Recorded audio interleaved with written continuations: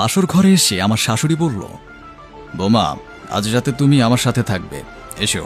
এটা কেমন কথা? বাসর রাতে স্বামীকে ছেড়ে শাশুড়ির সাথে থাকতে হবে?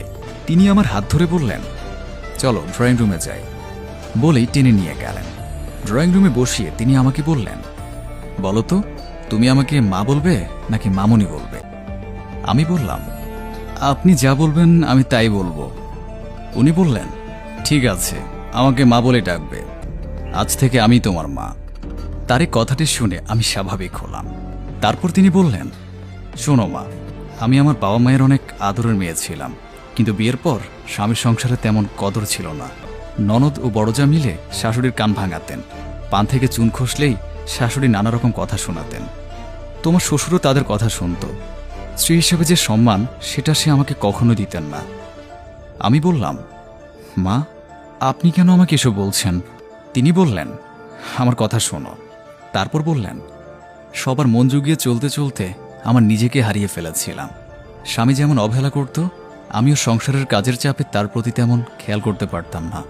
এরই মাঝে এক এক করে আমি 2 সন্তানের মা হয়ে গেলাম। আমার ছেলে হওয়ার পর তোমার শ্বশুর সংসারের প্রতি আরও উদাসীন হয়ে যায়। কোনো দায়িত্বই যেন তার ছিল না। মাঝে মাঝে রাতে বাড়িতেই আসতো না, একটু কিছু হলে আমাকে ধরে মারত। একবার তো 5 ঘন্টা জ্ঞান হারিয়েছিলাম। আমার সবচেয়ে বড় ভুল ছিল, আমি মুখ বুঝে সব কিছু মেনে নিতাম। আমার শ্বশুরবাড়ির কেউ আমাকে সাপোর্ট করতো না, বরং দমিয়ে রাখত। হঠাৎ একদিন তোমার শ্বশুর হারিয়ে গেল। তারপর নানা যন্ত্রণা সহ্য করে ছেলে মেয়ে দুজনকে বড় করেছি। বাবা কি আর কখনো ফিরে আসেনি? এসেছিল, সব কিছু শেষ করে ফিরে এসেছিল, কিন্তু ততদিনে তাকে আর আমার কোনো প্রয়োজন ছিল না। তারপর আমার স্বামী এসে বসলো। তারপর মাকে বলল, মা, এভাবে রাত জাগলে তোমার শরীর খারাপ করবে তো, যাও ঘুমাও। মা তখন আমাকে বললেন, তুমি ভাবছো এত কথা তোমাকে কেন বললাম? আমি চাই তুমি আমার মতো হবে না, চুপ করে থাকবে না। তোমার বর তোমাকে একটা কটু কথা বললে প্রতিবাদ করবে। আমি কোনো ভুল করলে ভুলটা ধরিয়ে দেবে, কোনো অন্যায় করতে দেখলে বুঝিয়ে দেবে। তোমার ননদ তোমার সংসারে মাথা ঘামালে মাথা টেনে নিয়ে গিয়ে তার শ্বশুর বাড়িতে দিয়ে আসবে।